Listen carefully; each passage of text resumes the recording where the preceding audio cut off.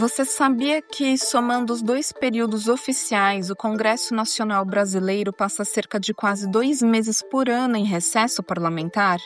E quando a gente ouve isso, a pergunta que vem quase automaticamente é: então quer dizer que durante esse período tudo para, ninguém trabalha, o Congresso simplesmente fecha as portas?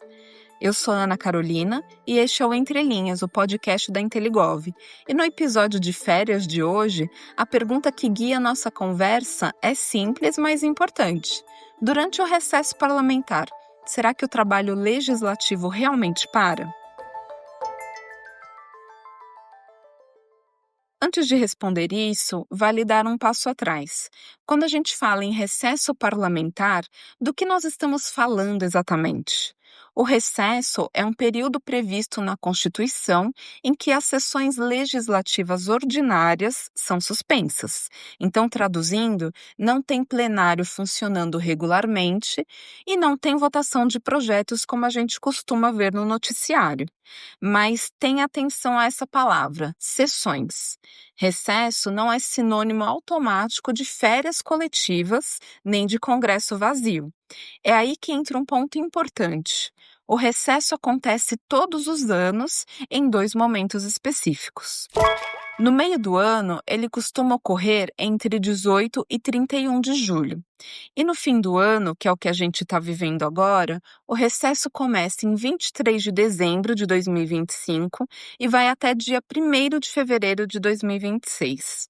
Como em 2026 o dia 1º cai num domingo, o retorno efetivo dos trabalhos tende a acontecer no primeiro dia útil seguinte, então será no dia 2 de fevereiro.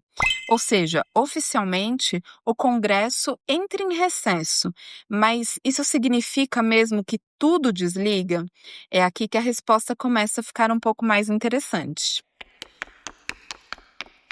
A resposta curta é não, mas a resposta completa merece uma explicação mais detalhada. É verdade que durante o recesso, as votações em plenário são suspensas. Não há sessões deliberativas regulares e isso dá a sensação de que o Congresso simplesmente saiu de cena. Só que o legislativo não funciona apenas quando o plenário está cheio. Primeiro ponto: existe algo chamado Comissão Representativa do Congresso Nacional. Ela é formada por deputados e senadores e fica responsável por atuar durante o recesso em situações urgentes ou excepcionais. Por exemplo, se surgir a necessidade de autorizar créditos extraordinários ou de acompanhar atos do executivo que não podem esperar até fevereiro, essa comissão ela pode ser acionada. Além disso, servidores do Congresso continuam trabalhando em atividades administrativas, técnicas, de apoio, tecnologia, consultoria legislativa, então o prédio não fica vazio. E os parlamentares, eles somem? Nem sempre. Muitos aproveitam esse período para estar nas suas bases eleitorais, conversar com eleitores, participar de agendas locais, organizar mandatos, preparar projetos, alinhar estratégias para o próximo semestre. Ou seja, o trabalho muda de formato, mas não desaparece. E vale lembrar, se surgir uma situação realmente grave, o Congresso pode ser convocado extraordinariamente, mesmo durante o recesso. Isso já aconteceu várias vezes na história recente. E aqui vai uma curiosidade interessante. Você já ouviu falar em recesso branco? Esse termo não está na Constituição, mas é muito usado no debate político. Ele se refere àqueles períodos em que, mesmo fora do recesso oficial, o Congresso praticamente não vota nada em plenário. Ou seja, às vezes o ritmo mais lento não acontece só em janeiro ou julho.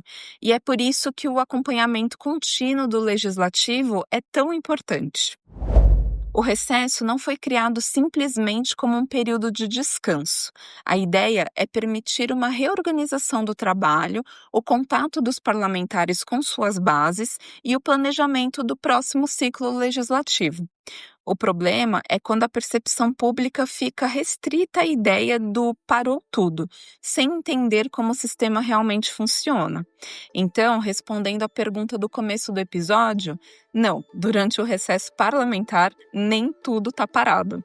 As votações em plenário são suspensas, sim, mas o Congresso continua funcionando de outras formas e decisões urgentes podem e devem ser tomadas mesmo nesse período.